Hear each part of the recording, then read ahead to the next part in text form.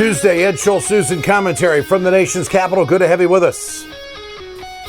Almost gave out the old phone number, 1-877-934-6833. That's still in my head of the radio show several years ago, but whatever.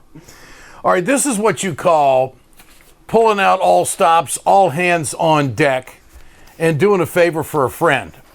I knew this was going to happen. I wish I had mentioned it earlier, but Obama's out on the stump within 48 hours of Hillary Clinton saying she can't do it. He's out working hard in Philadelphia today, so it is all hands on deck.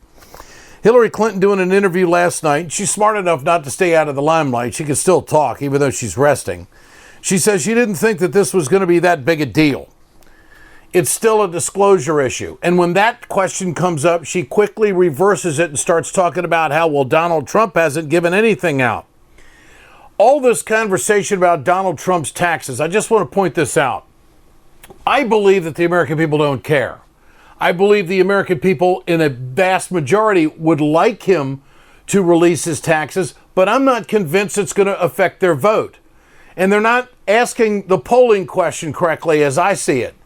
If Donald Trump does not release his taxes, will that affect your vote? And I don't think it will on a lot of Americans. Of course, the Democrats want him to, and this is going to break a 40-year tradition of national candidates not fully disclosing what their finances are. We've never had a billionaire like him run, or a guy in business with interests all over the world the way he has either. I'm not giving him excuses. I'm just saying I think this is really being overplayed by the Democrats. And I'll say it again. If the Congress would just pass a law that national candidates have got to release their health report from their doctor and also their tax returns, we wouldn't have had all this crap that's been in the media and the news cycle time and time again. Monday night, this is Hillary saying she didn't think it was going to be a big day. She called into CNN. Well, I just didn't think it was going to be that big a deal. I know Chuck said today he didn't tell anybody. It's just the kind of thing that if it happens to you and you're a busy, active person, you keep moving forward. And, I think it's fair to say, Anderson, that people know more about me than almost anyone in public life. There's your reversal right there. They're smart enough to do that. But it's still a disclosure issue. And to credit the Clinton camp, they've said that they should have been more forthcoming faster than what they did. For more on all of this, let's go to Mitch Ceasar. He's a member of the DNC Executive Council and also the chairman of the Broward County Democrats. Mitch, good to have you back with us. Thanks for your time. Thank you, Ed. I want your take on this conversation that is floating. It's been reported by David Schuster, who's an award-winning journalist, saying that the DNC is in conversation about an alternate plan if Hillary's health doesn't hang in there. And also Don Fowler, who I know you know, has been quoted in a story saying it's time for the DNC to get an alternate plan. What do you know? What do you think? Well, I don't know of anything specific. I've not heard that talk. And as you said, I sit on the executive board of the DNC, which is about 45. It's the top 45. I represent the 14 southern states. I've not heard that. I do know Don very well. Perhaps after this call now, I will reach out to him and call him to see what he's heard or what he's thinking. It's interesting because Trump, plays with this narrative for a while now about her health. She gets ill temporarily. It plays to the narrative. I'm not sure the health thing, as I think you indicated, is really a big deal. I think what is a big deal is people want people to be forthcoming. I'm not going to go through the whole stuff, as you noted, about Trump and his lack of disclosure of tax returns, health records, like the one he got from his doctor saying he's in the greatest shape of anyone in history, if not longer. It was kind of a comical little paragraph, but I just can't believe the DNC is going to have some backup plan. I don't know what the law is, and frankly, we're into such speculation. It just continues to play into a reality show, which plays to Donald Trump's strength. He is his own reality show, and we've been sucked into that vortex. It doesn't seem like she's going to lose much with Obama out there on the campaign trail by himself. I mean, he was laying it out there for Hillary today in a big, big way. What kind of effect do you think that'll have, if any? Well, I think it'll have a very big effect because one of the concerns is that the African-American turnout, which is always very significantly for Democrats, may be less. because it's not as interesting to have somebody else running who's not an African American. Obviously, that's human nature. So that is a small point of concern. Him being out there will help that issue.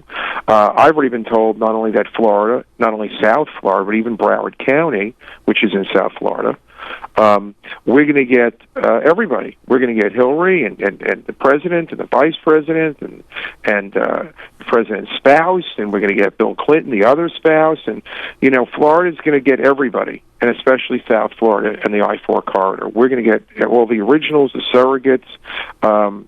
It'll get to the point we'll get the surrogates' dogs even. We're going to get everybody.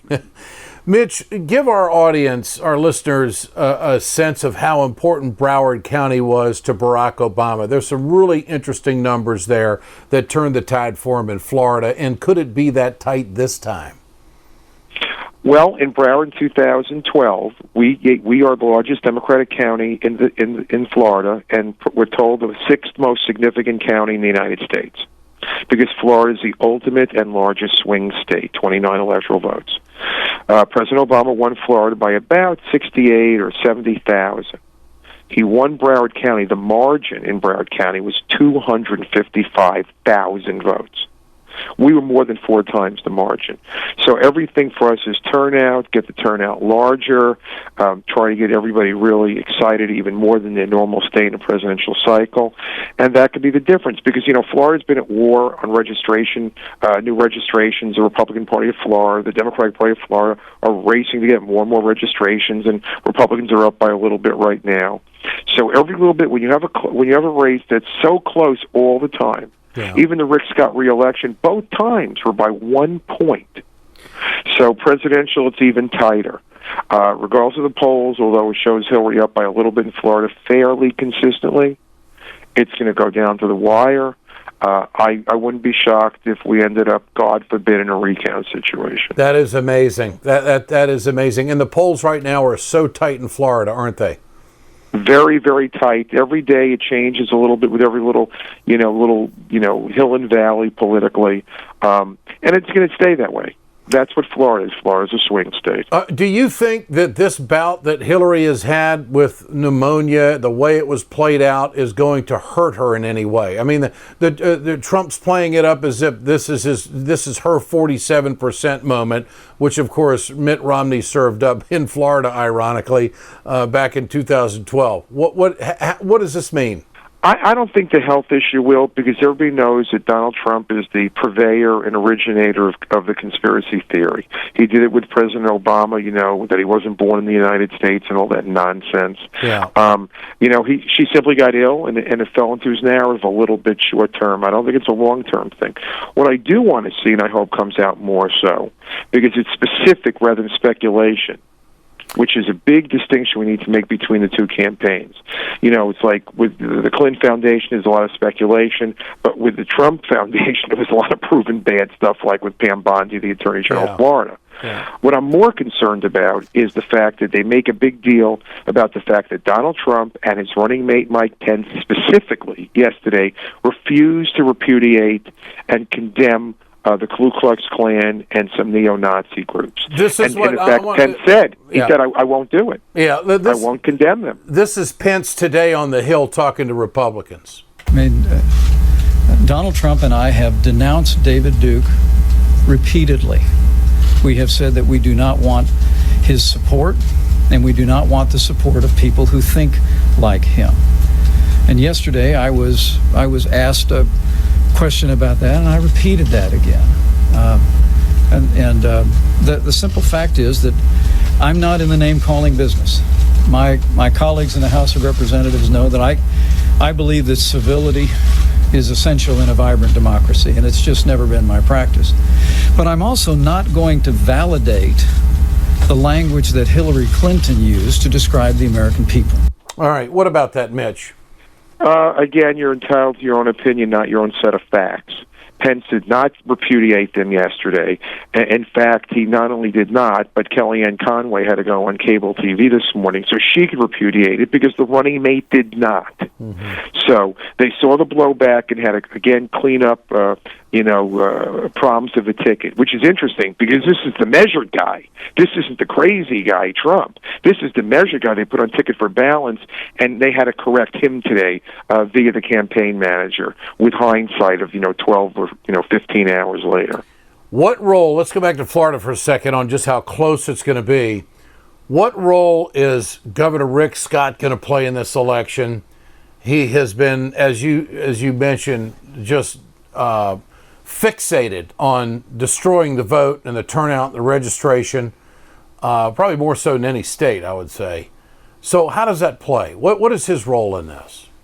Well, and he's been a great advocate or non-advocate for restoration of civil rights of folks and so forth under certain categories of nonviolent crimes and so forth. He's been against it. So he continues his own form of voter suppression every day.